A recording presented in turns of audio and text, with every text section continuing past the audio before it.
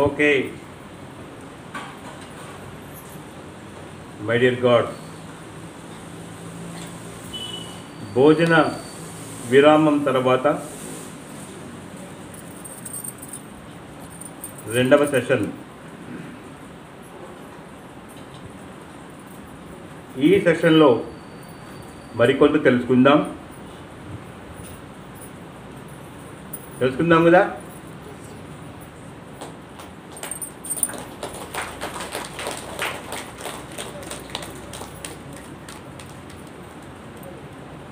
భోజన విరామంలో నాకు కొంచెం క్వశ్చన్ వేశారు.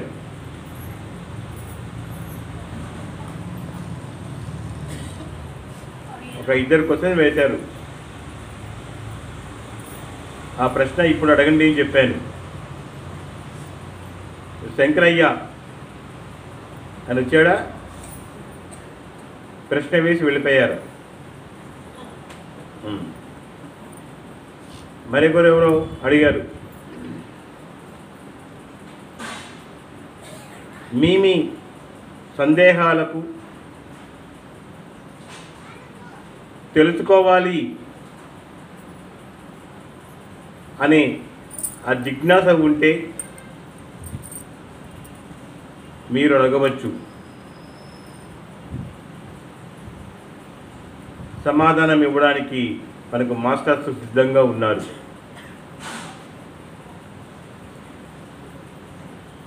అడగండి.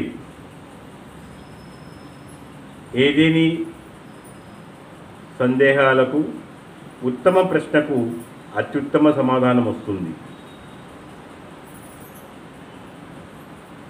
ఎందుకు ప్రశ్న వేయమని అడుగుతున్నాను అంటే,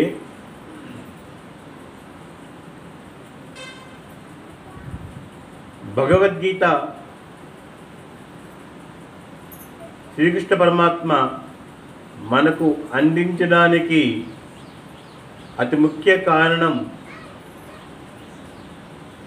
అర్జునుని విషాదము కాదు, అర్జునుని దుఃఖము కాదు, అర్జునుడు వేసిన ఒక ప్రశ్న. భగవద్గీత మనకు అర్థం కావాలి అంటే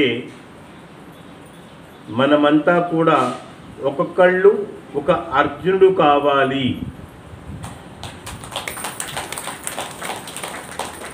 అర్జునుడు సాధనకు ప్రతీక. సాధన చేశాడు కాబట్టే ఆయన సాధ్యుడు అయ్యాడు. అసాధ్యుడు అనరాదు. చాలా మటుకు మనం ఏం చెప్తున్నాం, ఎవరన్నా పిల్లలు కొంచెం బాగా గలాటగా బాగా యాక్టివ్గా ఉంటే ఏం చెప్తాం, బాగుపడతారు. తక్కువగా బాగుపడు, పెద్ద అసాధ్యుడు ఉంటారు. అలా అనకండి. అసాధ్యుడు అంటే ఏమీ సాధించలేని వాడు అని అర్థం. మనకు తెలియకోకుండా, ఆ పదాల యొక్క అర్థం తెలియకోకుండా మన పిల్లల మీద ప్రయోగం చేస్తూ ఉంటాం. బావాడు పెద్ద అసాధ్యుడప్ప. అలా అనడం వల్ల ఏమవుతుంది, వాడు ఏమీ సాధించలేడు. బాగా సాధన చేసేవాడు సాధ్యుడు. ప్రతి కార్యంలోనూ విజయం సాధిస్తాడు కాబట్టి అర్జునుడు విజయుడు అని పేరు. అటువంటి అర్జునుడు కృష్ణుని ఒక ప్రశ్న వేస్తాడు శ్రీకృష్ణ పరమాత్మని. ఆ ఒక్క ప్రశ్న వల్లనే కృష్ణ భగవాన్ నోటి నుంచి అత్యద్భుతమైన యోగ విజ్ఞానం, ఆత్మ విజ్ఞాన సారం అంతా కూడా మనకు లభించింది. మరి అర్జునుల వారు ఏం ప్రశ్నించినారు కృష్ణుణ్ణి? మనమంతా కూడా అర్జుని స్థితిలో ఉన్నవాళ్ళమే. అయితే మన దుఃఖం వేరు, అర్జునుడి దుఃఖం వేరు. మన ఏడుపు వేరు, అర్జునుని ఏడుపు వేరు. మన బాధ వేరు, అర్జునుని బాధ వేరు. అర్జునుడు ఏమడిగాడు, ఏమి చెయ్యాలి ఏమి చెయ్యకూడదు, నాకు తెలియటం లేదు. ఏది ధర్మమో ఏది అధర్మమో, ఏది జ్ఞానమో ఏది అజ్ఞానమో నాకేమీ తెలియదు. కనుక కృష్ణ, నేను శరణాగతులను, నీ శిష్యుణ్ణి, నా మీద దయ ఉంచి నాకు జ్ఞానం ఇవ్వు అని అడుగుతాడు. ఏమని? కార్పణ్య దోషోపహత స్వభావ పృచ్ఛామి త్వాం ధర్మ సమ్మూఢచేత. కార్పణ్య దోషోపహత స్వభావ. కార్పణ్య దోషము అనగా ఏమి చెయ్యాలి, ఏమి తెలియకూడదు, ఏమి చేయకూడదు అంటే డైలమా పొజిషన్. తన కర్తవ్యాన్ని మర్చిపోయేవడం. కార్పణ్య దోషోపత స్వభావ పృచ్ఛామి, మిమ్మల్ని అడుగుతున్నాను, త్వాం, మిమ్మల్ని అడుగుతున్నాను, ధర్మ సమ్మూఢ చేత. చూడండి, ధర్మ సమ్మూఢ చేతము అంటే ఏది ధర్మం ఏది అధర్మం, ఏది జ్ఞానం ఏది అజ్ఞానం, ఏది కర్మ ఏది అకర్మ, ఎలా? ధర్మ సమ్మూఢ చేత. కనుక యశ్రేయ, ఖచ్చితంగా నాకు ఏది శ్రేయస్సో దాన్ని బోధించండి. చూడండి, యశ్రేయ శానిశ్చిత్తం, నిశ్చయంగా నాకు ఏది శ్రేయస్సో దాని గురించి చెప్పండి. యశ్రేయ శానిశ్చిత్తం బ్రూహి, మిమ్మల్ని అడుగుతున్నాను. తన్మే శిష్యస్తేహం త్వాం శాదిమాం ప్రపన్నం. తన్మే శిష్యత్వం, నేను నీకు శిష్యుడిని, శరణాగతి పొందుతున్నాను. నాకు మీరు దయ ఉంచి నా ధర్మ సందేహాలను నివృత్తి చేయి పరమాత్మ అని అడుగుతాడు. అర్జునుడి ప్రశ్నలో శ్రేయస్సు ఉంది, ప్రేయస్సు లేదు. మనం వేసే ప్రతి కోరికలోనూ ప్రేయస్సు ఉంటుంది. అంటే ప్రాపంచికమైన కోరికలు. నా పిల్లలకు ఉద్యోగం ఎప్పుడు వస్తుంది, మా పిల్లలకు సంతానం ఎప్పుడు కలుగుతుంది, మా దుఃఖం ఎప్పుడు పోతుంది, మా కష్టాలు ఎప్పుడు పోతాయి, ఇవన్నీ కూడా వాటిని ప్రేయస్సు అంటారు. శ్రేయస్సు అనగా జ్ఞానం కోసం వేసే ప్రశ్న, ఆత్మజ్ఞానం కోసం వేసే ప్రశ్నలు. కనుక యశ్రేయ, నాకు ఏదైతే శ్రేయస్సునిస్తుందో, ఈ దుఃఖం పోగొడుతుందో, సమస్త జనుల్ని, నా బంధువుల్ని చంపవలసి వస్తుంది, వాళ్ళు చంపాలని చేతులు రావడం లేదు, చంపాలనా వద్దా, యుద్ధం చేయాలా వద్దా అని అన్నప్పుడు అర్జునుడికి చెప్తాడు, ఎందుకయ్యా నీకు ఇంత బేలతనము? రాకూడని సమయంలో నీకు వచ్చింది. యుద్ధము చేయకూడదు అనుకున్న వాడివి యుద్ధక్షేత్రంలోకి ఎందుకు వచ్చావు? అసలు రాకుండా ఉండాల్సింది. తీరా యుద్ధం మొదలుపెట్టే ముందు ఇప్పుడు నేను వాళ్ళు చెప్పాలనా? ఎందుకు నన్ను యుద్ధాన్ని ప్రోత్సహిస్తున్నావు? అహోపద మహత్ పాపం కర్తుం వివసితావయం. అయ్యో అక్కడ అహోపత, అయ్యో ఎంత పని అయిపోతుంది స్వామి. అహోపత మహత్పాపం, ఇది మహాపాపం కదా. కర్తుం వివసితావేయం, మన వాళ్ళని మనమే చెప్పుకోవడము ఎంతటి మహాపాపము. అది ఆ రాజ్యం కోసం నేను చంపాలనా? నేను చంపాను అంటాడు. అప్పుడు కృష్ణ పరమాత్మ, నీవు ఎప్పుడు ఏది మాట్లాడాలో అప్పుడు అది మాట్లాడు. ఈ సమస్త జనులు సంహరిస్తే అది పాపము నీకు ముందు తెలియదా? యుద్ధం కోసము ఊవిళ్ళు ఉన్నావు కదా, ఎప్పుడు యుద్ధం చేయాలని. యుద్ధం కోసమే నువ్వు ఆయుధాలు సంపాదించుకున్నావు కదా. నువ్వు వచ్చిందే యుద్ధం చేయడానికి. అది మర్చిపోయి నేను యుద్ధం చేయనుంటే నీకు కర్తవ్యం తెలియదు. ఉదాహరణకు ఇక్కడ నేను ఎందుకు వచ్చాను? నాకు తెలిసిన జ్ఞానాన్ని మనందరితో షేర్ చేసుకోవడానికి వచ్చాను. అది మర్చిపోయి నేను ఏదో ఒకటి లోకాభిరామణం మాట్లాడుతూ కూర్చున్నాను అనుకోండి, ఎలా ఉంటుంది? నేను వచ్చింది దేనికోసము, అలాగే మీరు వచ్చింది దేనికోసము. కనుక ఎప్పుడు ఏమి చెయ్యాలో తెలుసుకోవడమే సాధకునికి ముఖ్య ఉద్దేశం, ముఖ్య లక్షణం. ఇప్పుడు యుద్ధం చేయాలి. యుద్ధం చేయకపోతే అది తప్పు. నువ్వు క్షత్రియుడివి కనుక కర్తవ్య బోధన చేస్తాడు. నీకు రాకూడని సమయంలో వచ్చింది ఈ బేల్తనము. అలాగా ప్రతి యోగి కూడా సాధకునికి కలిగే ఆ ధర్మ సందేహాలను నివృత్తి చేస్తాడు. మనకందరికీ కలిగే ధర్మ సందేహాలను కృష్ణ పరమాత్మ భగవద్గీతలో నివృత్తి చేశాడు.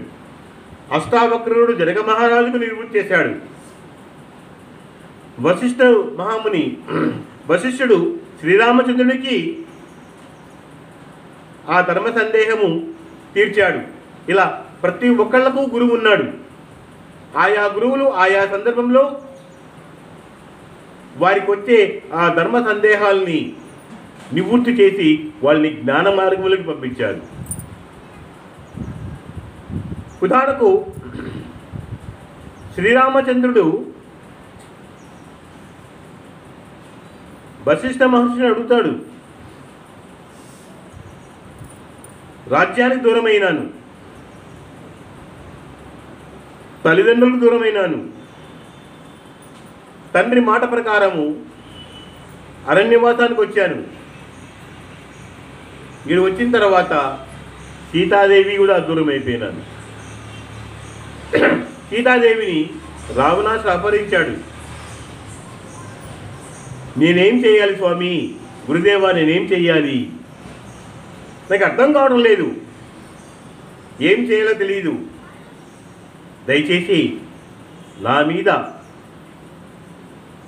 మీ పుత్రుని నాకు కర్తవ్య బోధన చేయండి అని అడుగుతాడు శ్రీరామచంద్రుడు అంటే వాడు వశిష్ఠుడిని. అప్పుడు వశిష్ఠుడు రామచంద్రుడికి చెప్పింది ఒక్కటే. వశిష్ఠ గీత 1,00,000 శ్లోకాలు ఉంది. మొట్టమొదటి చెప్పేదేమి, నువ్వు ధ్యానం చేయి.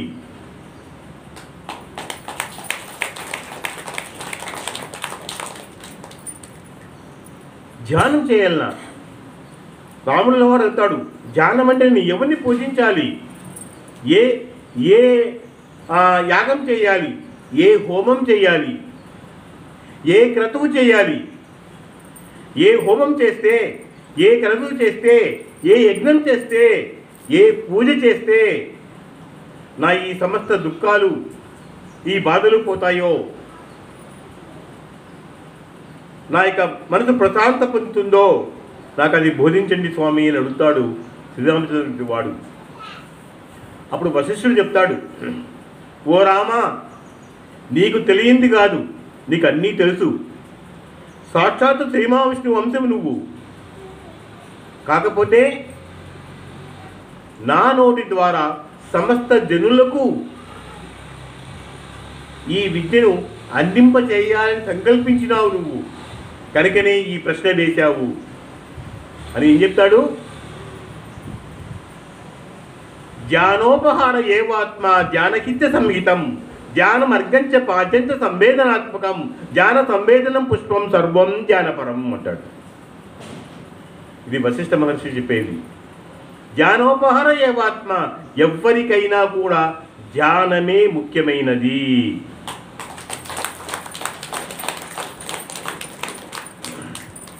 శక్తిని, పుష్టిని, జ్ఞానాన్ని ఇచ్చేది ధ్యానమే. ధ్యానోపహార ఏవాత్మ ధ్యానహిత సంహితం. ధ్యానమే హితమైనది, ధ్యానమే సంహితమైనది.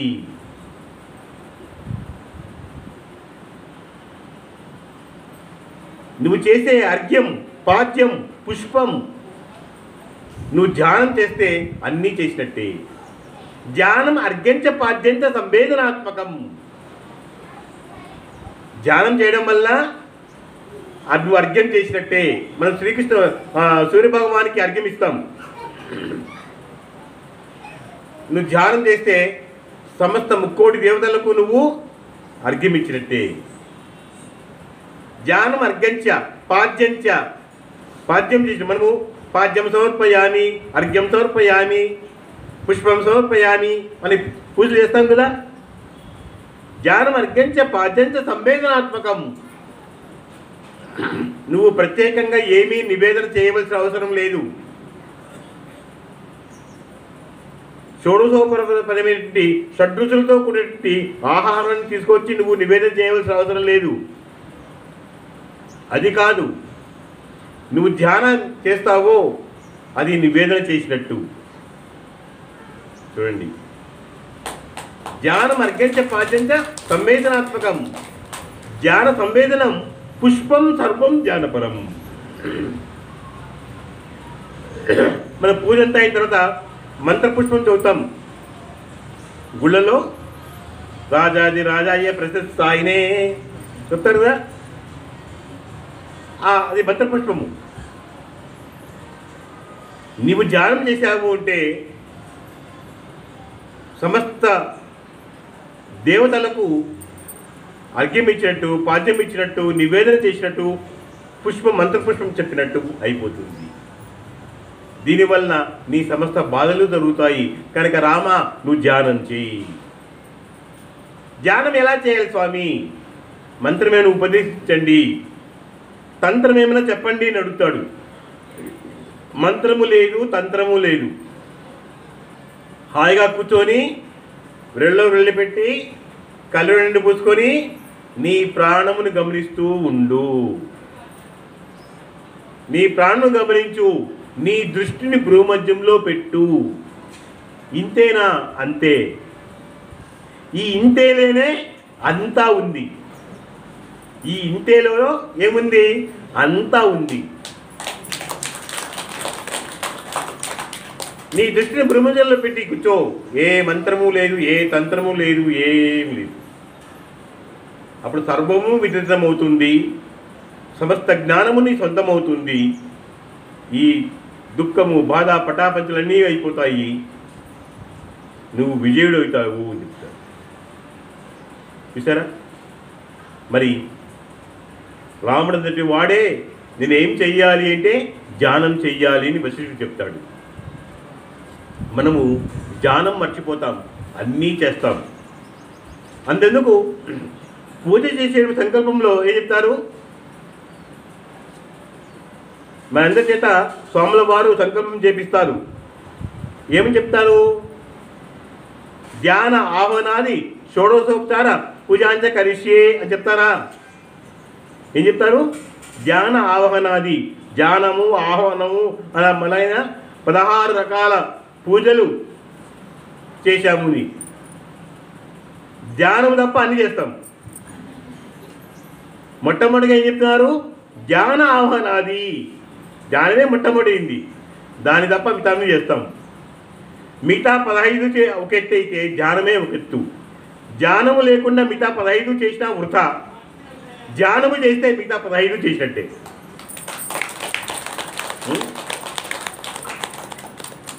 ఇదే విషయాన్ని అష్టావక్రుడు చెప్తాడు. ఎవరికి? జనక మహారాజుకు. అష్టావక్ర గీత అద్భుతమైన గీత. అష్టావక్రుడు చెప్తాడు. మనకి యోగశాస్త్రంలో ఏముంది? ఒక క్షణము లోపల ఆత్మజ్ఞానం పొందవచ్చు ఉంది. ఒక క్షణము, ఒక నిమిషము లోపల ఆత్మజ్ఞానం పొందవచ్చు. నిమిషమేమే. మరి ఏముంది? గుర్రము రికాబులో కాలు పెట్టే లోపల ఒక అజ్ఞాని కూడా జ్ఞాని అయిపోతాడు అని. గుర్రము రికాబు అంటే గుర్రపు స్వారీ చేసేవాళ్ళు తెలుస్తుంది. ఏంటి? కాళ్ళు పెట్టుకోవడానికి ఫుట్ రెస్ట్ ఉంటుంది కదా. ఈ పక్క ఒక రింగ్ ఉంటుంది, ఈ సైడ్ ఒక రింగ్ ఉంటుంది. ఈ సైడు అంటే ఎడమవైపు రింగ్లో కాలు పెట్టి, కుడివైపు అంటే కాలు పైకెత్తి రెండవ రింగ్లో కాలు పెడతారు. అంటే ఫుట్ రెస్ట్. మనకి ఇప్పుడు మోటార్ బైక్లో దీంట్లో అట్లా ఫుట్ రెస్ట్ ఉందో, ఆ గుర్రపు స్వారీ చేసే వాళ్లకు ఆ కాలు పెట్టుకోవడానికి ఉంటుంది. దాన్ని రికాబు అంటారు. యోగ శాస్త్రంలో ఏముంది?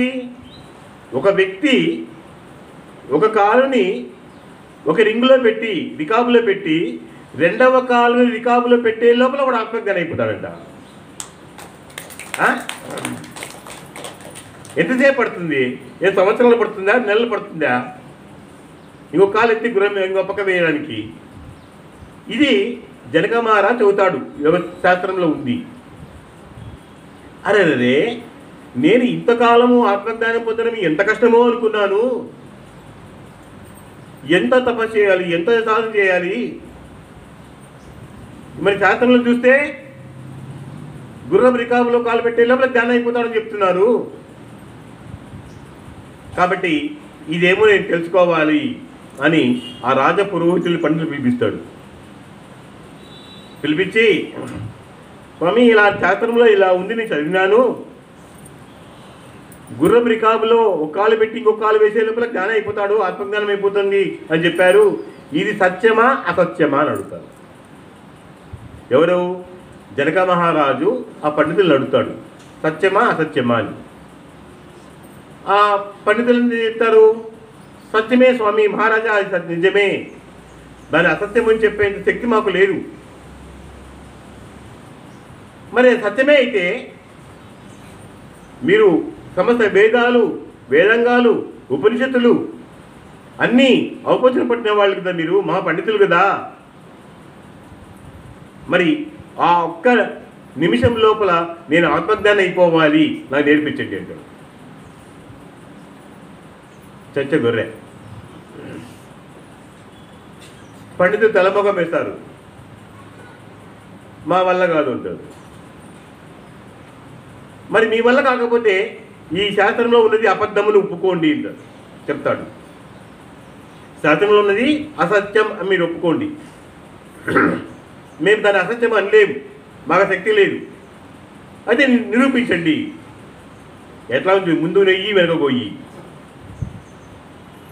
మా వల్ల కాదు. మరి మీ వల్ల కానప్పుడు మీరు నేర్చుకున్న వేదాల సారం వృథా, శాస్త్ర సారం వృథా, మీ పండిత జ్ఞానం వృథా. మీరు బయట ఉండే కన్నా, బయట ఉండి అందరినీ అజ్ఞానులుగా మార్చే కన్నా మీరు లోపల ఉండేది మేలని చెప్పేసి అందరినీ జైల్లో వేస్తాడు. అంతే కదా.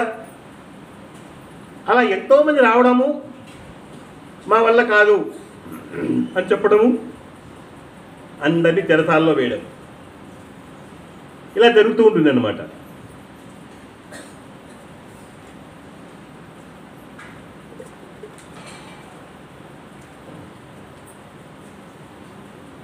చివరికి ఒక రోజు ఇంకా ఆ రాజ్యంలో ఉన్న పండితులు, వేదపడి అందరూ జైల్లో ఉన్నారు. ప్రకటిస్తాడు, ఇలా ఈ జ్ఞానం ఇచ్చిన వాడికి నా రాజ్యమే ఇచ్చేస్తాను అని. వేరే దేశాల నుంచి కూడా వస్తారు, వాళ్ళు కూడా తెల్లమొగం వేస్తారు, వాళ్ళు లోపలికి పంపిస్తాడు. అందరూ జైల్లో ఉంటారు. అప్పుడు అష్టావక్రుడు వస్తాడు. అతని దేహమంతా 8 వంకరల్లో ఉంటుంది, 8 వంకరలుగా ఉంటుంది. ఆయన జన్మే అలా తీసుకున్నాడు. దానికి ఒక కారణం ఉంది, ఎందుకు 8 వంకరల్లో ఉన్నాడు అని. దానికి కారణం వేరే ఉంది.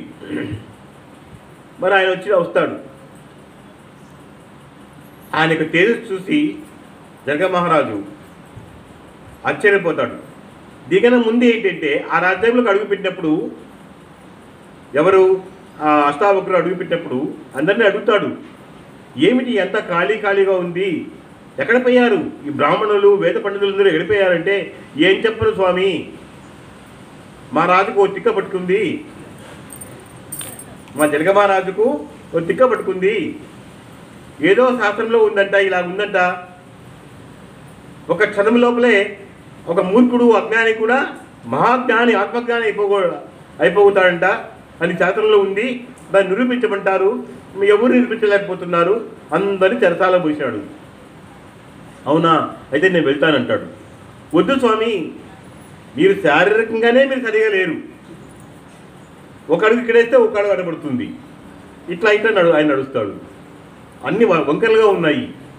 వద్దు స్వామి, మళ్ళీ మిమ్మల్ని కూడా జైల్లో వేస్తాడు, ఆయన ఆ కారాగారం పంపిస్తాడు, వద్దు వదిలేదండి, నేను వెళ్తాను, మీకేం బాధ అని చెప్పేసి వెళ్తాడు. రాజా ఆస్థానంలోకి వస్తానే జనక మహారాజు చూస్తాడు, ఎవరు ఈయన, చూస్తే కురూపి అష్టముగ్గురులుగా ఉన్నాడు, ఒక ఎముక సరిగా లేదు, కాళ్ళు వంకర, కన్ను వంకర, ముక్కు అగ్ని వంకరలే, 8 వంకరలు. బట్ తేజస్సు చూసినా మహా తేజస్సులో ఉంది, ఇతను నా యొక్క ఆ జ్ఞానం ఇవ్వచ్చును అనుకుంటాడు. అనుకొని చెప్తాడు, స్వామి నాకు ఇలా ఉంది, నా యొక్క ఆ అజ్ఞానను నాకు ఆ జ్ఞానం ఇవ్వండి అని అడుగుతాడు. ఏమని అడుగుతాడు? కథం జ్ఞానం అవాప్నోతి, కథం ముక్తిర్భవిష్యతి, వైరాగ్యంచ కథం ప్రాప్తం, ఏతద్బ్రూహి మం ప్రభో. చూడండి ఎంత బాగా అడిగాడు.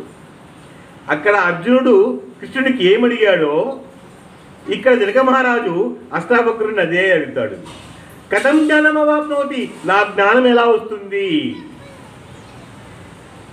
చూడండి, మనమేం అడుగుతాము, మాకు ఉద్యోగం ఎప్పుడు వస్తుంది, మాకు పిల్లల పెళ్ళి ఎప్పుడు అవుతుంది, నా వ్యాపారం ఎప్పుడు జరుగుతుంది, నేను ఎప్పుడు ఇల్లు కడతాను, ఇవి అడుగుతాము ఎవరు మహానుభావులు వస్తాయి.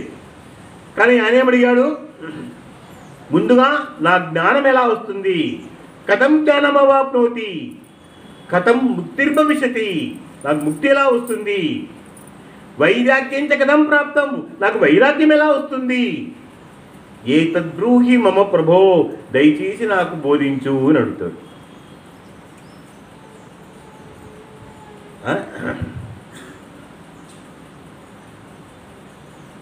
అప్పుడు జనక మహారాజు చెప్తాడు, అవునయ్యా, ఇంత మంచి ప్రశ్నలు వేశాడు, ఇంత అద్భుతమైన ప్రశ్నలు వేశాడంటే ఇతను జ్ఞాన అజ్ఞాన. అష్టావక్రుడే కాతలసేపు ఆలోచిస్తాడు జనక మహారాజు వేసిన ప్రశ్నలకు. ఎవరన్నా జ్ఞానం ఎలా వస్తుంది అని అడుగుతారు ఎవరన్నా, ఈయన జ్ఞానం ఎలా వస్తుంది అని అడిగినాడు అంటే అజ్ఞాని నోట్లో అయితే ఆ మాట రాదు. మరి నా ముక్తి ఎలా వస్తుంది, వైరాగ్యం ఎలా కలుగుతుంది అడిగినాడు. ఇతని జ్ఞాన అజ్ఞాన ఎలా అని చూడండి. తిరిగి ఆ మహానుభావుల యొక్క ఆ జ్ఞానం ఎలా ఉంటుంది చూడండి. సరే జనక మహారాజా, నువ్వు నా జ్ఞానం ఎలా వస్తుంది, నాకు ముక్తి ఎలా వస్తుంది, నాకు వైరాగ్యం ఎలా వస్తుంది అని నాకు నాకు నాకు అని 3 సార్లు నాకినావుదా, నాకు నాకు నాకు అని 3 సార్లు నాకినావుదా, అసలు నువ్వు ఎవరయ్యా అంటాడు. 3 సార్లు నాకు నాకు నాకు చెప్పినావు, అసలు నువ్వెవరు నువ్వు అని అడుగుతాడు. హూ ఆర్ యూ, నువ్వెవరు? చూసారా, చేతితో చిక్కించుకున్నాడు, జనక మహారాజు చిక్కించుకున్నాడు. ఈయన ఏం చెప్తాడు, నేను మిథిలానగర చక్రవర్తిని, నీ యొక్క అస్తిత్వాన్ని నేను అడగడం లేదు, నువ్వు రాజువా బంటువా ఇదా సైనికుడా నాకు అవసరం లేదు, నా పేరు జనక మహారాజు, నీ పేరు నాకు వద్దు, ఏదో సినిమాలో చూసావా అలాగా, నీ పేరు నాకు వద్దు, నిన్ను ఫలాని ఇది ఇవన్నీ నాకు వద్దు, అవసరం లేదు, నువ్వెవరు, ఇదేంటి ఏమి చెప్పినా కూడా అది కాదు ఇది కాదంటాడు, మళ్ళీ అదే ప్రశ్న వేస్తాడు నువ్వెవరు అని. ఏం చెప్పాలా? అప్పుడు స్వామి నేనెవరో నాకు తెలియదు, దయచేసి చెప్పండి మీరు అని అడుగుతాడు. అంటే ఇంకా ఇంత లాభం లేదు, నేను అది ఇది అని చెప్పినా ఆయన మళ్ళీ మారుస్తూనే ఉంటాడు, కాబట్టి నాకేమీ తెలియదు చెప్తే అయిపోయి కదా, నాకేమీ తెలియదు, అదేమి చెప్పండి అని. తెలుసుకో, ఏంటి నీవు పేరు ప్రకారము అది కాదు. ఈ జన్మకి ఈ పేరు వచ్చింది, అందుకు జన్మలో వేరే పేరు ఉంది. నీ యొక్క అధికారం ప్రకారం ఇప్పుడు రాజయ్యావు, అందుకు ముందు ఇంకోటి వింటావు, అది అవసరం లేదు. నీ ప్రాపంచిక అస్తిత్వం ఏది అవసరం లేదు. ఫస్ట్ నువ్వు ఎవరో చూడు, ఏం చెప్తాడో. న పృథ్వీ న జలం న వాయువు నౌదౌ వా భవాన్. నీవు పృథ్వీ కాదు, అగ్ని కాదు, వాయువు కాదు, జలము కాదు, ఆకాశము కాదు. న పృథ్వీ న జలం న వాయువు న అగ్నిర్ దౌ వా భవాన్ ఏషాన్ సాక్షిణమాత్మానాం చిద్రూపం విద్యముక్తయే చెప్తాడు. నువ్వెవరనుకున్నావు? నువ్వు ఈ పంచభూతాలకు సంబంధించిన పాంచభౌతిక దేహానికి సంబంధించినది కాదు. వీటన్నిటికీ సాక్షిగా ఉన్న ఒక ఆత్మవు నువ్వు చెప్తాడు. ఏషాం సాక్షిణమాత్మానాం, వీటన్నిటికీ సాక్షిగా ఉన్న ఒక ఆత్మవు నువ్వు. నేను చెప్తున్నా నువ్వు ఆత్మవుని, బట్ నీకు నువ్వు అనుభవంలోకి తెచ్చుకో అని ఆ అష్టావక్ర గీత మొత్తం చెప్తూ వస్తాడు. ఏషాం సాక్షిణమాత్మానం చిద్రూపం విద్యముక్తయే. మరి అష్టావక్రులు లాంటి గురువు మనకు లభించాలి.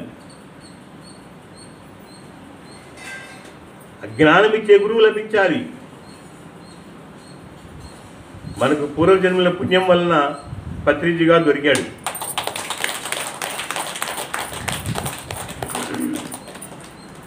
గురువు అన్నీ విడమర్చి చెప్పనక్కర్లేదు, కొంచెం చూపిస్తే చాలు, మనం అల్లుకొని పోవాలి. అన్నీ గురువే నేర్పించాలి అంటే కుదరదు.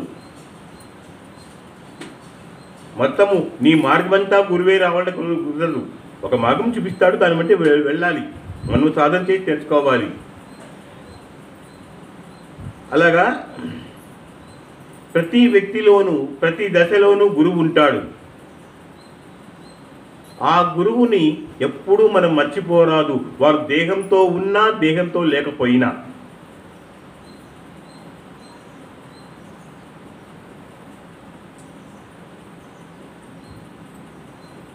గురురేవ పరం దైవం, గురురేవ పరం తపః, గురురేవ పరం ధ్యానం. నగురో అధికం భువి నగురో అధికం లోకానాం. ఏమిటి? గురురేవ పరం దైవం, గురువుని మించిన దైవము లేదు. గురురేవ పరం తపః, గురువుని మించిన తపస్సు లేదు. గురురేవ పరం ధ్యానం, గురువుని మించిన ధ్యానము లేదు.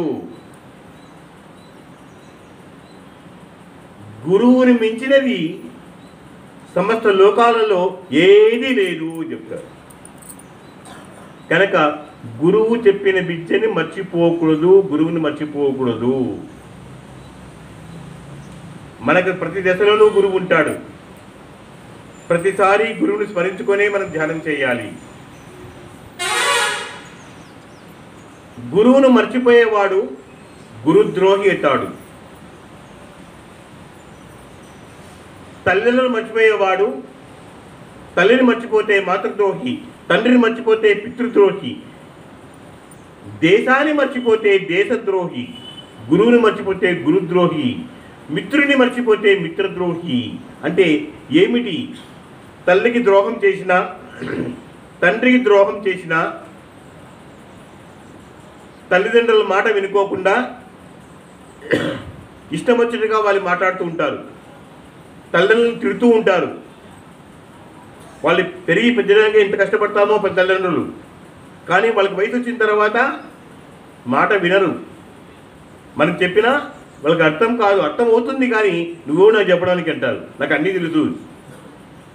కనుక అమ్మని తిట్టినా నాన్నని తిట్టినా అది మాతృద్రోహి, మాతృద్రోహి పితృద్రోహి, దేశద్రోహి, గురుద్రోహి తథైవచ, మిత్రద్రోహి, దైవద్రోహి.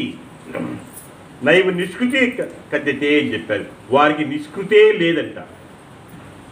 గురువుని గురించి తప్పుగా చెప్పిన, గురువు ఈయనకి మర్చిపోయినా, తల్లిదండ్రులకి జన్మనిచ్చినారు వారిని నోటుకొచ్చి తిట్టినా అర్చినా దాని పాపానికి నిష్కృతే లేదు.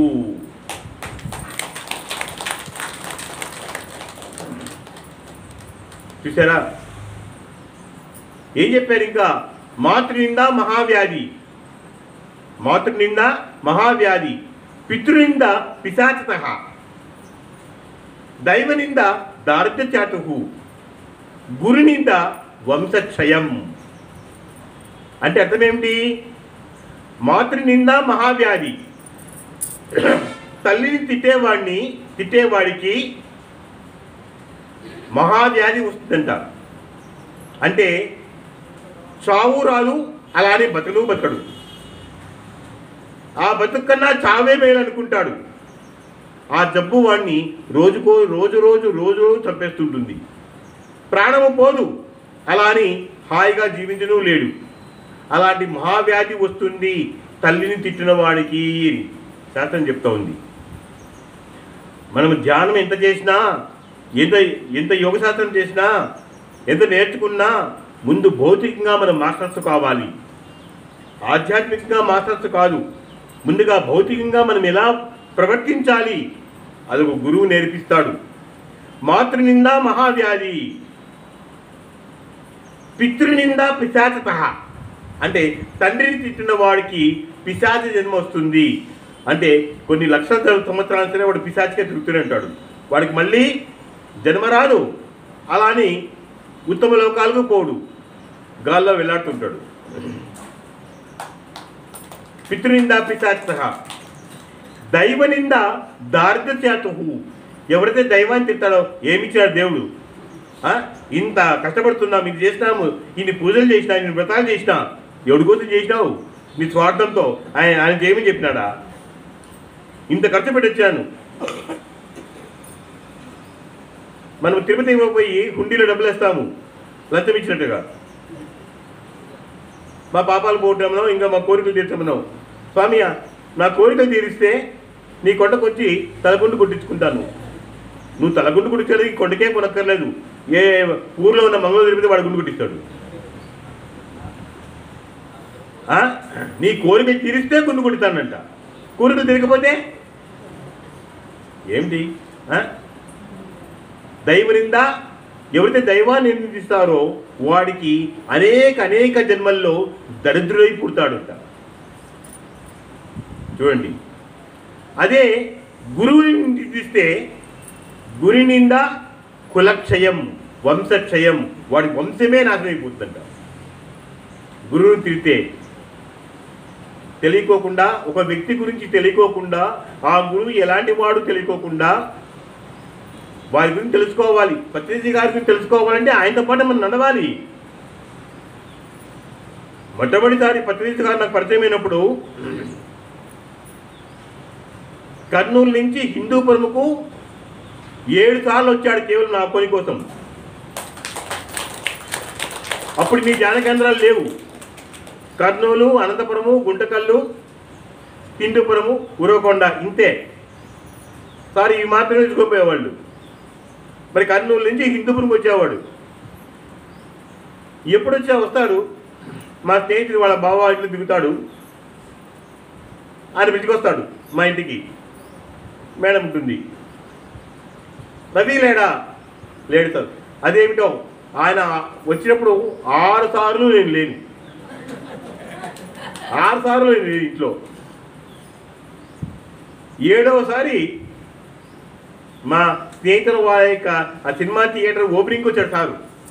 హిందూపురంలో సినిమా థియేటర్ ఓపెనింగ్ సెరమనీకి వచ్చాడు.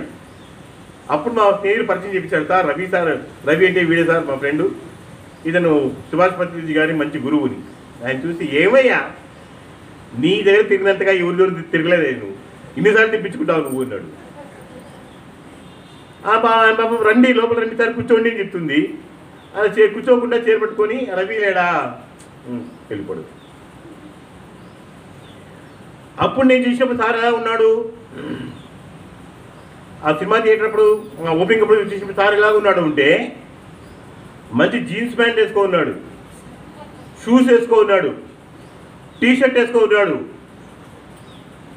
గుప్పు గుప్పు కొడుతున్నాడు, సిగరెట్ తాగుతున్నాడు. ఏంటి విశేషాలు?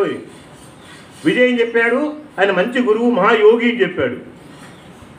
ఈయన చూస్తే మంచి కోబాయ్ లెవెల్లో ఉన్నాడు, హ్యాట్ పెట్టుకొని సిగరెట్ తాగుతూ ఇలా ఉన్నాడు. మన మనసు ఒప్పుకుంటుందా?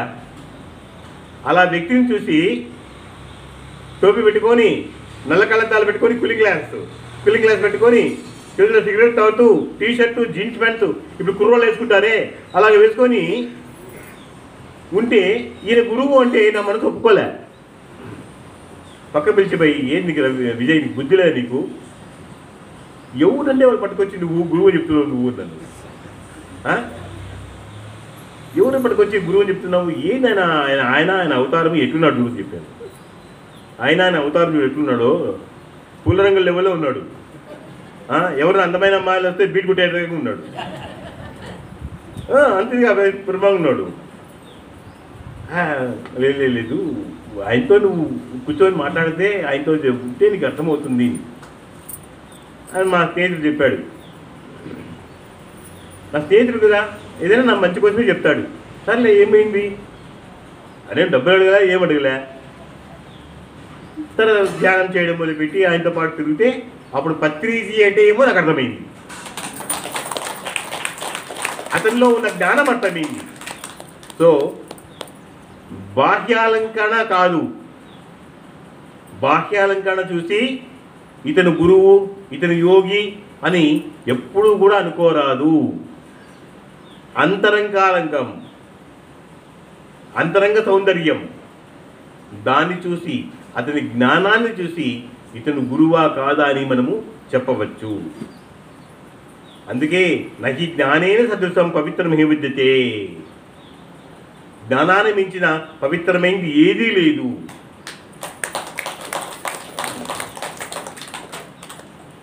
ఆ సమస్త కర్మలన్నీ కూడా అజ్ఞానములే తీసేస్తుంది. జ్ఞాన ఫలవైన ఏమి సర్వం కర్మాకలం పాత జ్ఞాన ఫలవైనవ వృజినం సదృశ్యసి, అన్నీ జ్ఞానం అనే నౌక తీసుకుపోతుంది. అటువంటి అజ్ఞానము ఆ వ్యక్తిలో ఉండాలా తెలుసుకోవాలి అంటే బయట రూపం చూసి తుర్రుమును పారిపోయేది కాదు.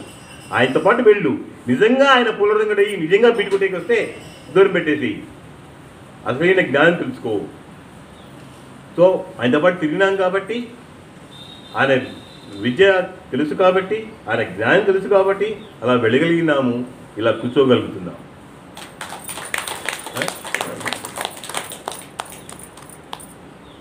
మనకందరికీ యోగ అంటే ఇటు ఉండాలి, కాషాయ వస్త్రాలు వేసుకోవాలి, అవి వేసుకోవాలని ఉంటుంది.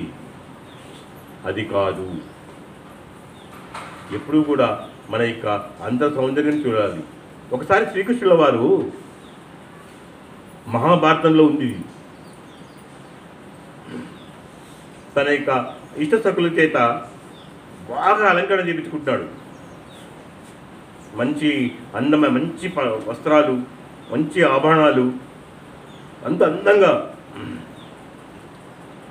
బాగా అలంకరించుకుంటుంటే వాళ్ళలో ఒక ఆమె అడుగుతుంది, ఇదేమిటండి ఎప్పుడూ మీరు ఇంతగా అలంకరించుకోరు, ఏమిటి ఇంత అందంగా అలంకరించుకోబోతున్నారు, ఎవరికి కలుద్దామని? ఆడవాళ్ళకి సహజంగా ఏముంటుంది, నా మొగుడు ఇంత అందంగా అలంకరించుకుంటా అంటే ఏ స్త్రీదేవి పోగొలుకుంటాడు అని, అంతే కదా.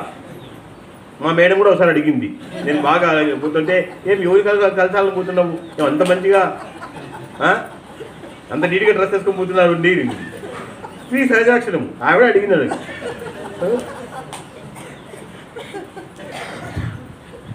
అలా పాపం శ్రీకృష్ణుడు మాత్రమే అడిగాడు. అడిగితే ఎత్తాడు, నేను దుర్యోధనుని కలవడానికి వెళుతున్నాను. అదేంటి దుర్యోధను కలవడానికి ఇంత అందంగా ధరించుకొని పోవాలనా, ఇన్ని ఆభరణాలు ధరించిపోవాలనా అని. అప్పుడు ఆయన ఎంత అద్భుతమైన మాట చెప్తాడో. ఏమని? దుర్యోధనికి బాహ్య అందమే తప్ప, బాహ్య అలంకరణమే తప్ప అంతరంగ సాధన వాడికి తెలియదు. వాడు పైపైనే చూస్తాడు, వాడికి అంత మాత్రమే జ్ఞానం ఉంది. లోపల నీకు ఎంత జ్ఞానం ఉంది, నువ్వు ఎంత యోగివి, ఎంత యోగ సాధన చేశావు, వాడికి యోగత్వం తెలియదు మనకి. ఎందుకంటే వాడు భోగలాలసుడు, వాడు భోగలాలసుడు, భోగంలోనే ముని తేలుతూ ఉంటాడు. కనుక నువ్వు మామూలుగా పోయినావు అనుకోండి, వాడు విలువ ఇవ్వడు. కాబట్టి ఎవరి దగ్గరికి ఎలా పోవాలో అలా పోవాలి. చూసారా? అందుకే దట్ ఈజ్ శ్రీకృష్ణ. అదే తన స్నేహితుడు కుచేలుడు సుధాముడు వస్తున్నప్పుడు, సుధాముడు వస్తున్నాడు ముందే తెలుసా నీకు. అప్పుడు ఎలా ఉన్నాడు? అభ్యంగ స్నానం చేయాలని చెప్పేసి పైన ఉత్తరీయం ఒకటే ఉంది, ఇంకేం లేదు. ఒక పంచ పైన ఉత్తరీయం ఒకటే ఉంది. మనకి సినిమాల్లో దీనిలో ఎలా చూపిస్తారంటే ఆయన మంచి అలంకరణ వేసుకొని కిరీటం పెట్టుకొని ఉన్నట్టుగా మనకి సినిమాలు చూపిస్తారు. కానీ మనకి వేదవ్యాసుల వారు మహాభాగవతంలో, సంస్కృత మహాభాగవతం, తెలుగు మహాభాగవతం కాదు, దాంట్లో వర్ణిస్తాడు. ఎలా వెళ్తాడంటే సాదా సీదాగా, కాలు చెప్పులు కూడా వేసుకోకుండా, తల దువ్వుకోకుండా, శిరోజాలు మామూలుగా వదిలేసి, పైన ఏమి ఆభరణాలు ఏమి లేవు, ఉత్తరీయం లేవు, అది వేసుకొని పోతుంటారు. అదే రాళ్ళలో ఇట్లా ఏంటి ఇట్లా వెళ్తున్నారు మీరు, అంగవస్త్రం కూడా లేదు, పైన ఏం వేసుకోలేదంటే నా నేస్తం, నా యోగి మిత్రుడు, యోగమిత్రుడు సుధాముడు వస్తున్నాడు. ఎందుకంటే సుధాముడు బాహ్య అలంకరణ చూడడు, అని ఏం చూస్తాడు? అంతర్ సౌందర్యం చూస్తాడు. నా సుధాముడికి నా అంతర్ సౌందర్యం తెలుసు కనుక ఆయన దగ్గరికి ఇలాగే వెళ్తానని అలాగే వెళ్తాడు. వెళ్ళి ఆయన కాళ్ళకు కూర్చుకున్న ముళ్ళుని పీకేస్తాడు. మరి అది స్నేహం అంటే. కాళ్ళు కడుగుతాడు, తన యొక్క తువ్వాలతో అదుపు చేస్తాడు. దీన్ని ఏమంటా అంటే ఆత్మాత్వం గిరిజామతి అంటాడు. దీన్ని ఆత్మాత్వం గిరిజామతి. ఎవడైతే తన్మయత్వంతో తన్ను తాను మర్చిపోయి అంతా నేనే ఉన్నాను, మమాత్మా సర్వభూతానాం హృదయ తిష్టతి రామయ్యన్ సర్వభూతాని, ఎంత రుణాన్ని మా అయ్య అంటే సర్వజీవుల్లోనూ ఉన్నది నేనే. ఎవరైతే వేరు వేరు పెడతాడో వాడు యోగి కాడు. ఎవరైతే సమం చూసుకుంటాడో సమత్వం యోగి వచ్చేతే. కులపరంగా, మతపరంగా, ధనపరంగా, అంతపరంగా, అధికారపరంగా ఎవరు దూరం దూరం పెడతాడో వాడు ఎన్ని గంటలు ధ్యాన సాధన చేసినా వృథా వృథా వృథా వృథా. ఎవరైతే సమత్వంగా ఉంటాడో, అన్ని జీవుల్లోనూ తనని అన్ని జీవుల్లోనూ చూసుకుంటాడో, యోమాం పసతి సర్వత్రా సర్వంచమై పసతి తస్యాహం న ప్రస్యామి సతమేన ప్రసతి. ఎంత కృష్ణ పరమాత్మ చెప్పనిదంటూ ఏదీ లేదు. యోమాం పసతి, ఎవడైతే నన్ను తనలోను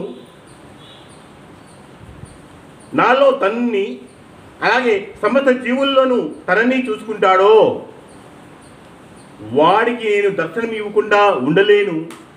వాడు నాకు కనపకుండా పోడు, నేను వాడిని కనపడకుండా పోడు, మేమిద్దరూ ఒకటే. యోమాం పసతి సర్వత్రా సర్వంచమై పసతి. ఎవడైతే నన్ను అందరిలోనూ చూస్తాడో, తనలో చూసుకుంటూ అందరిలోనూ చూస్తాడో, తస్సాహం నరపరస్యామి, వాడికి నేను దర్శనం ఇచ్చి తీరుతాను.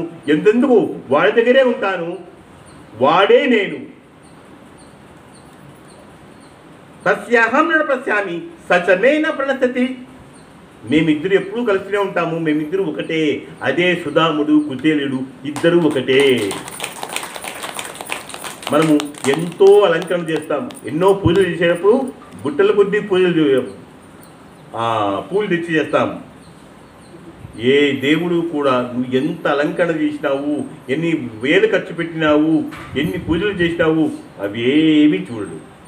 బాహ్య అలంకరణ గురించి ఏ పరమాత్మ ఎవ్వరూ పట్టించుకోరు, గురువు ఎవ్వరూ పట్టించుకోడు, నీ ధనము పట్టించుకోరు.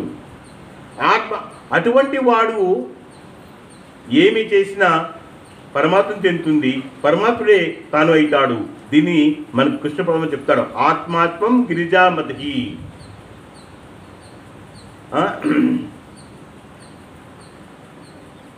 పరిజనా ప్రాణాహ శరీరం గృహం పూజాతే సర్వ విషయభోగ రచన నిద్రా సమాధి స్థితి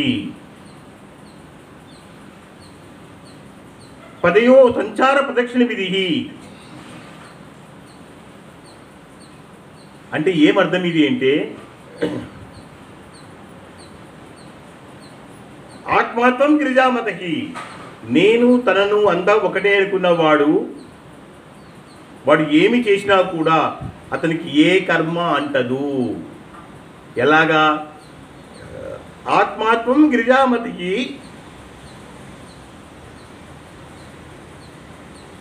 సమత జనాహ అంటే పరివారో ప్రాణాహ, వారి యొక్క పరివారము, వాడి కుటుంబ సభ్యులందరూ కూడా నా ప్రాణములే. ఆ యోగి యొక్క పరివార జనమంతా కూడా నా ప్రాణాలే. శరీరం గృహం, వాడి శరీరమే నా ఇల్లు. చూడండి ఎంత బాగా చెప్పాడో. నాకంటూ సపరేట్గా లేదు ద్వారకా నివాసము, ద్వారకాని కాదు. ఎవరైతే అందరిలో నన్ను నాలో అందరినీ చూస్తూ ఉంటాడో వాని శరీరమే నేను. నా ఇల్లు ఎక్కడుంది అంటే ఇదే నా ఇల్లు. శరీరం గృహం. అంతేకాదు వాడు ప్రాపంచికం కోసము ఏం చేసినా కూడా, ఉద్యోగం చేసినా, వ్యాపారం చేసినా, సంసారం చేసినా, పూజాతే విషయభోగ రచనా అని చెప్పాడు. అంటే వాడు ఏమి కర్మలు చేసినా కూడా అవి నాకు పూజలే.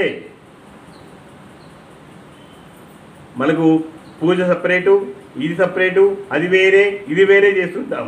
కానీ తన యొక్క ఆత్మ ఎప్పుడూ కూడా పరిశూన్యంలో ఉన్నప్పుడు యస్య బ్రహ్మణి రమతే చిత్తం నందతి నందతి ఏవా అని శంకరాచార్య చెప్తాడు. ఎవరి చిత్తమైతే ఎప్పుడూ బ్రహ్మలో రమిస్తూ ఉంటుందో, వేరు వేరు కాదనుకుంటారో, ఎప్పుడు నిరంతరము ధ్యానంలో ఉంటాడో. మనకు ధ్యానం అంటే ఏం తెలుసు? ఓపక కూర్చోవడము, నిటార కూర్చోవడము, కళ్ళు రెండు మూసుకోవడము, ఇది ధ్యానం అనుకుంటున్నాం. కానీ నువ్వు పడుకున్నా ధ్యానమే, మలమూత్రాలు వెళుతున్నది ధ్యానమే, చివరికి భార్య భర్తల యొక్క సంసారం చేస్తున్నప్పుడు కూడా ధ్యానమే. అదే విషయభోగ రచన అని చెప్పినాడు. ఎందుకంటే అతనిలో వేరు అనే భావన లేదు, ఒకటేనే భావన ఉంటుంది. పూజ అంటే విషయభోగ రచన. ఇంకే చెప్పాడు, నిద్రా సమాధి స్థితి. ఒకవేళ వాడు నిద్రపోయినాడు అనుకో, అదే సమాధి స్థితి. మనకేమనుకుంటాము, ఒక సమాధి స్థితి అంటే అన్ని సమాధానాలు తెలిసి ఉండాలని, అన్ని గ్రంథాలు చదివి ఉండాలి, అన్ని శాస్త్రాలు చదివి ఉండాలి. ఏం అవసరం లేదు. మరి మీరు అనుకోలేరు, సార్ ఏమో ఇన్ని చెప్తున్నాడు, మేము కూడా ఇన్ని చదువుకోవాలా అని. ఏం చదవద్దండి, ఏ గ్రంథాలు చదవాల్సిన అవసరం లేదు. ఈ ఒక శ్వాస గ్రంథం పడుకుంటే చాలు, ఒక ప్రాణ గ్రంథం పడుకుంటే చాలు, అన్ని అవి నేర్పిస్తుంది. ఏమి నిద్రా సమాధి స్థితి. వాడు నిద్రపోయినా కూడా అదే సమాధి స్థితి. సంచారో పదయో ప్రదక్షిణ విధికి. మనము వాడిని అడిగే నా చుట్టూ వేసే ప్రదక్షిణము అని చెప్తాడు. యా బాధాయి సంచార పదయో ప్రదక్షిణ విధికి. మనం ఏం చేస్తాము, గుళ్ళకు వెళ్ళి నేను 110, 108 ప్రదక్షిణం చేద్దామని ముక్కున్నాను, 1000 ప్రదక్షిణలు చేస్తాను ముక్కొచ్చాను నేను. ఎన్ని గుళ్ళకు ఎన్ని ప్రదక్షిణాలు చేస్తే ఉపయోగం లేదు. నువ్వు ప్రత్యేకంగా ప్రదక్షిణాలు చేయనక్కర్లేదు. ఈ యొక్క యోగ విద్య చేస్తూ అందరినీ సమంగా చూస్తూ ఉండి ఎక్కడా తేడా లేకుండా, ఎందుకంటే సమత్వం యోగ ఉచ్యతే. ఆ సమత్వం అనేది నీలో ఉంటే అదే యోగం. అటువంటి వాడి నడక, వాడు ఎక్కడికి పోయినా కూడా వాడు నా చుట్టూ ప్రదక్షిణ చేసినట్టే, అదే నాకు ప్రదక్షిణ అంటాడు.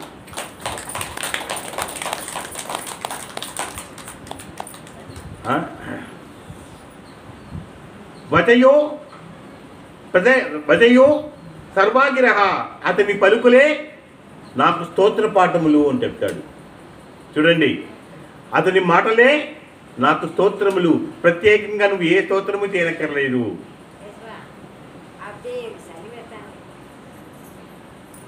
తత్తకిలం కృష్ణ తవారాధనం. అలా చేసేవాడే కృష్ణుడు, వాడే కృష్ణుడు, వీడే కృష్ణుడు, అంతా కృష్ణత్వమే. ఎప్పటికి వస్తుంది మనకు వేరు భావన ఉందే.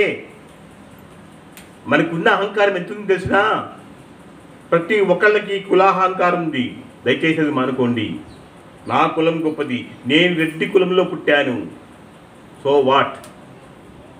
నేను బ్రాహ్మణుల కులంలో పుట్టాను, సో వాట్. నేను కమ్మ కులంలో పుట్టాను, నాయుణ్ణి, అయితే ఏంటంట. ఎప్పుడు ఈ అహంకారం ఉంటుందో వాడికి ఆత్మజ్ఞానము అబ్బదు. మనకు కులపిచ్చి చాలా తెచ్చింది, అది అంత దూరం పోదు. నాకు ప్రత్యక్షంగా జరిగిన ఉదాహరణ చెప్తాను. ఏమండి, ఒక ధ్యానం క్లాస్కి వెళ్ళినప్పుడు ఒక వివాహానికి పిలిచినప్పుడు వెళ్ళాము. వివాహంలో అక్కడ క్లాస్ అన్ని చిన్నగా అరేంజ్ చేశారు. అద్భుతంగా బాగా విన్నారంతా.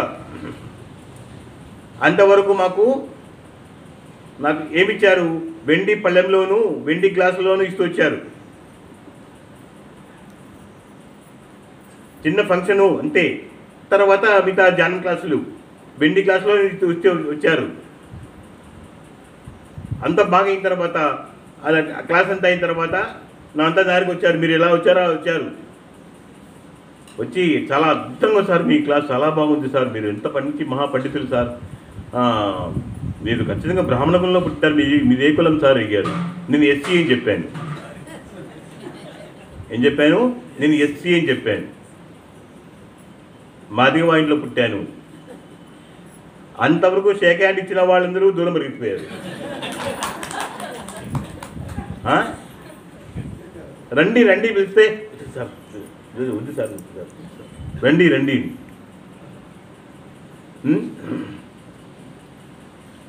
నన్ను వచ్చి కౌగులించుకున్న వాళ్ళు ఉన్నారు, మగవాళ్ళు వచ్చి. వాళ్ళని పోతుండే తర్వాత చూద్దామని నీళ్ళు ఇవ్వండి అని అడిగినాను. నీళ్ళు ఇవ్వని అడిగితే ఒక ప్లాస్టిక్ గ్లాసులో తీసుకొచ్చారు. అంతకుముందు వెండి గ్లాసులో ఇచ్చిన వాళ్ళు ప్లాస్టిక్ గ్లాస్ తీసుకొచ్చారు. నేను చేతిలో చేపెట్టి తీసుకుందాం అనుకోకపోతే కింద పెట్టారు. కింద పెట్టి తీసుకోండి. అయ్యా అంతే అయ్యా ఇవి అంటే మీరు గొప్పవాళ్ళు, మిమ్మల్ని ముట్టగలమా, మీరు చాలా. అయితే ఆయన క్లాస్ అది చేసి ఆయన వచ్చినాడు.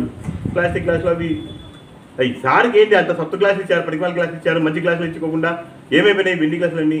అందరూ పిలిచిపోయి సార్ ఆయన ఎస్సీ మాది కూడా అంట సారీ చెప్పినాడు. ఆయన ఎవరు చెప్పింది ఇది? ఆయన బ్రాహ్మణుడైనా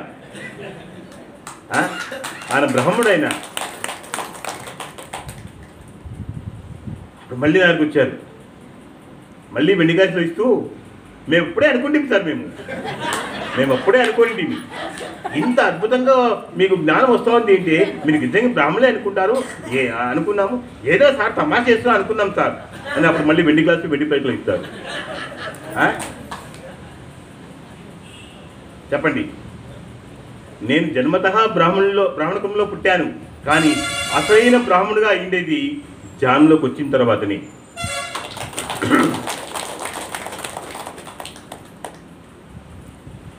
జన్మనా జాయితే శూద్రః,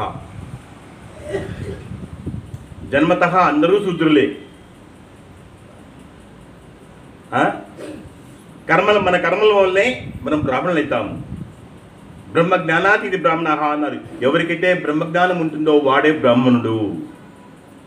మీరు ఎంతమందికి బ్రహ్మజ్ఞానం ఉందో అందరూ బ్రాహ్మణులే. చూసారా, ప్రత్యక్షంగా నేను అనుభవించాను. నేను ఎస్సీ అంటానే దూరం పెట్టారు.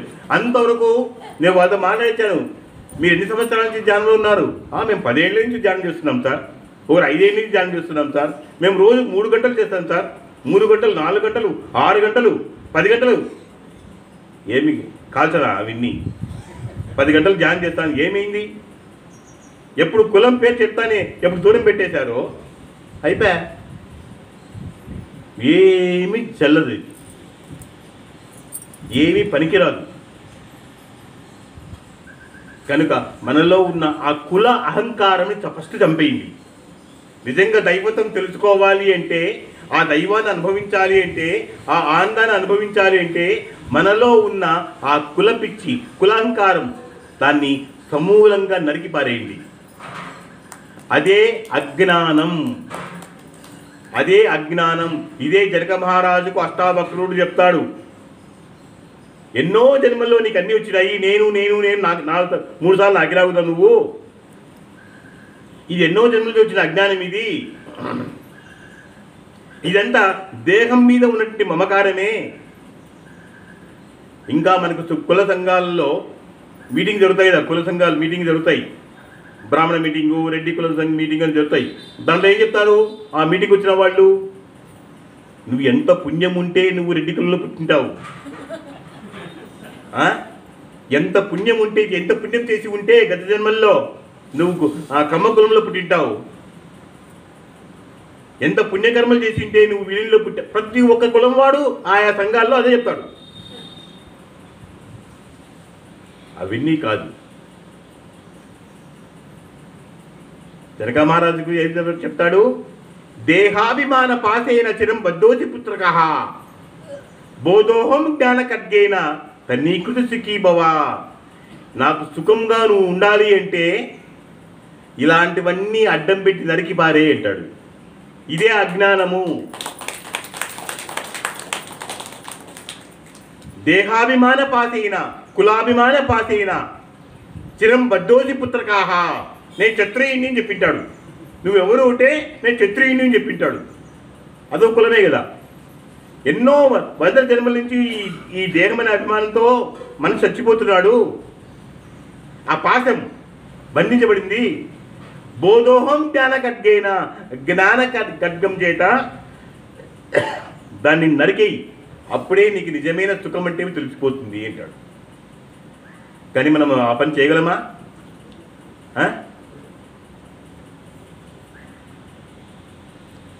మీకే ఎంతమందికి వచ్చింటుందో సార్ వాళ్ళ క్యాస్ట్ ఏమి వచ్చింది కదా, ఖచ్చితంగా వచ్చింటుంది.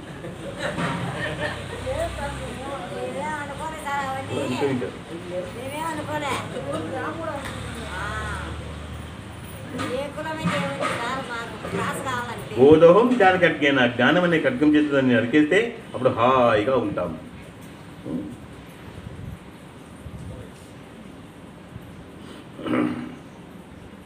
ఓకే, ఇంకా